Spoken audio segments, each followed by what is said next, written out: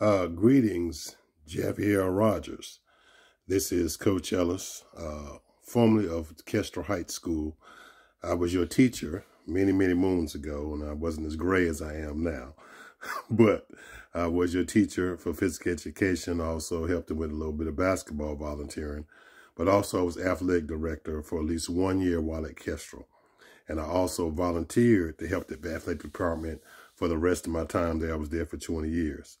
So a lot of the duties of an athletic director can be very intrinsic and very, very hefty. One thing I always sat down with the athletic director, with the coaches, other people, is figured out what type of jerseys everybody wanted and can we afford them, what was the budget for certain things. Also choosing game schedules. I wanted to have at least 20 games per schedule all the time. Sometimes I would speak with my athletic director and coordinate with her and make sure I had 3 games in a week to get our kids ready for tournament time to win championships. We actually won 15 championships from 2003 to 2014 when I technically retired and went on to scouting with Primetime Scouting. So it was very, very difficult at times due to the fact that when you're coaching and you're the AD, because in being the AD, it's not just one sport that you must prepare for, like basketball, for instance, but it's for all the sports. So if you have football, baseball, I don't care if you have a ping pong team, whatever it is, you still need to prepare for them and also fit their schedule, what are going to be the academic rules for kids being eligible and ineligible to participate. And also for disciplinary actions for kids who misstep, follow rules, or even when coaches make boo-boos and go overboard. I know one particular case with my assistant coach, Dale Evans, was very fiery, and we would get texts during the game. So if we got too many texts, we were suspended for a game. Of course, Dale was going to get texts, so he got suspended for 1 or 2 games during one of our championship seasons. But yeah, so there's a lot of different things that a lot of people don't know about, from making sure that the floor is prepared, who's running the clock, making sure the referees are being paid and paid on time. If something goes wrong and the referee is late, what do you do prior to the game? If a team comes late, how much time do they have before it becomes a forfeiture? Also, if there happen to be poor refereeing, what are the directions of the coach or athletic director if something happens during a game that seems to be biased or unfair? I remember we had a particular instance where the referee took the game away from us because it was a fiasco in his mind that the coach was being too belligerent when being thrown out during the game. So we were beating a team 59-9, and they took the game away from us. So I asked one of my other athletic directors, I said, what do I do if it's impeding on the sportsmanship and the learning of the game? And they told me what to do, and that referee was never allowed to referee our basketball games again. So there's a lot of different things. Also, crowds, being at capacity for fire codes. You can't have a certain amount, and I know at our school at that time, we would pack it out for certain games. It would be really overboard, almost standing room alongside. Also, being athletic director, there's also rentals. So sometimes you have other groups or other companies that want to come in, rent your gym for practices, rent your gym for tournaments. I happen to run particular tournaments on the weekends. A lot of times they would hire me out.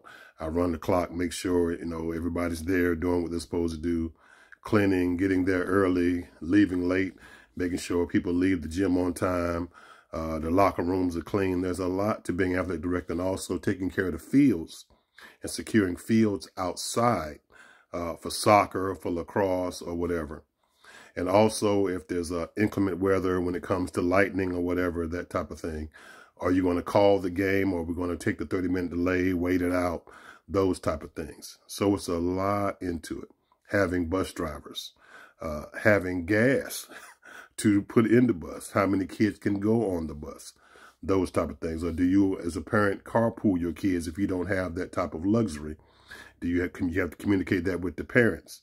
I know we've had a couple of emergencies where our parents had to drive to meets for track because we did not have a bus to take the kids there due to we had different scheduled times and things because we were a smaller school.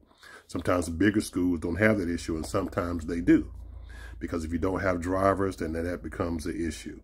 Also, being an athletic director, following up to make sure that the student or student athlete came to school that day before the game.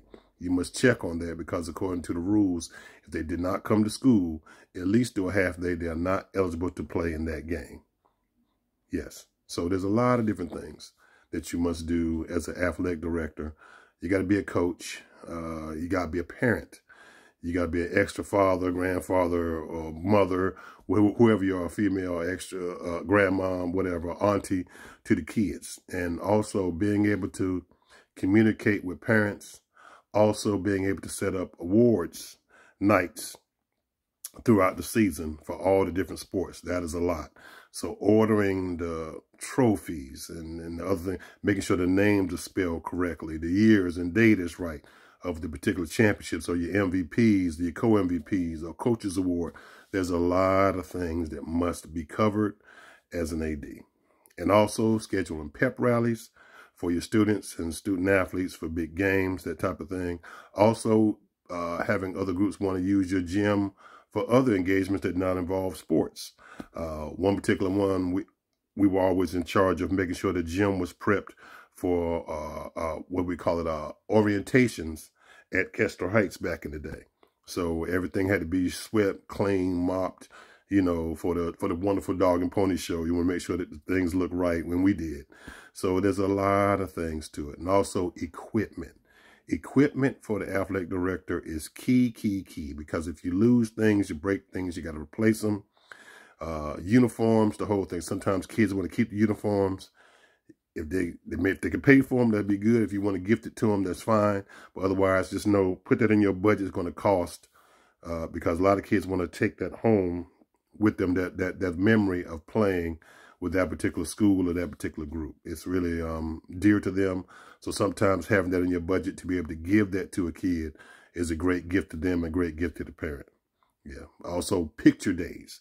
Picture days are huge as well because it might be the last time that kid takes that solo picture with the basketball, football, whatever. We don't know if they're going to be able to go on to college and play. Only a small percentage, about 7% of all athletes go, if I'm not mistaken. So it's a whole lot to it. But yes, so making sure the kid is also mentally stable during the process. Sometimes things happen. They have life things happen at home that you have to help the kids through, and that can be tough, you know, especially if they come from a tattered home, bad home, those type of things.